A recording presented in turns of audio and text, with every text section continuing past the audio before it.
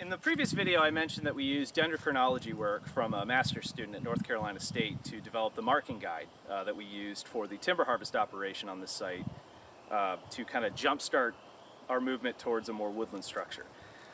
The timber harvest wasn't the only thing that we had to do on this site to achieve the conditions that you're seeing around you. There were a few more treatments, and I want to talk about those.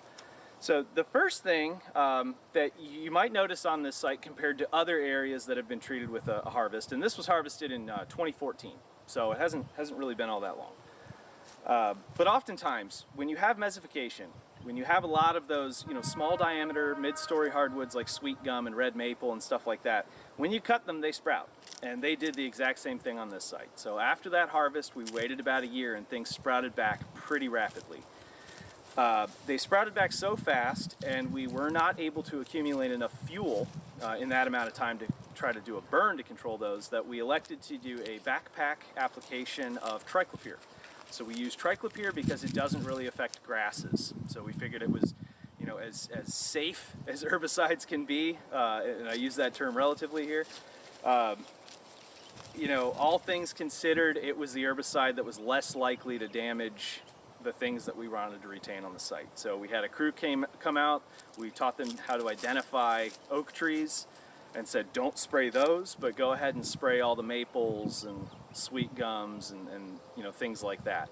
They did a pretty good job, and it knocked almost all of those back to the point where even the ones that sprouted, they were hurt, they started to come back from that, and in that extra year of waiting after that herbicide application, we accumulated enough fuel on the site that we were able to then follow that up with a prescribed burn. So really the treatments that you're seeing immediately around you here were harvest, backpack application of triclopyr, and then a prescribed burn.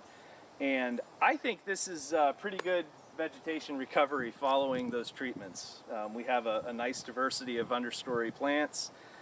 We are not really fighting sweet gum and red maple like we used to. We obviously have some, there's cherry, but again, we're not going for total eradication out here. The point is to get those species under control to a point where we can get the understory plants out here that we want and get it to a point where it accumulates enough fuel that we can, while we did our initial control with herbicides and harvesting, the end goal is to be able to maintain these open structures with fire only. So the hope is to not have to use herbicides anymore, but we do have the flexibility to do it more if we want to.